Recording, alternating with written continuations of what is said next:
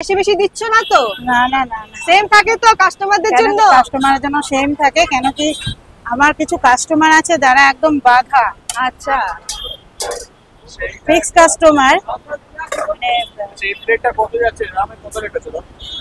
এটা তোমার 180। 180 টাকা।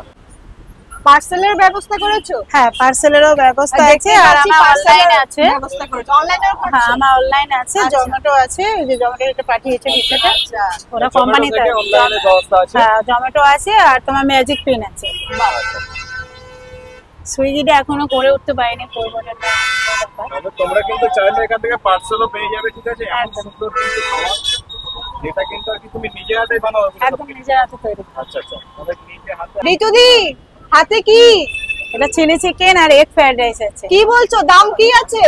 150। 150 টাকা পাওয়া যাচ্ছে? হ্যাঁ, খেয়ে দেখো, একদম ঘরোয়া আর নিজের হাতে তৈরি। এর মশলা যাবতীয় জিনিস সব বাড়িতে নিজেই তৈরি করি, আচ্ছা কোনো বাইরের প্যাকেজ কিনে।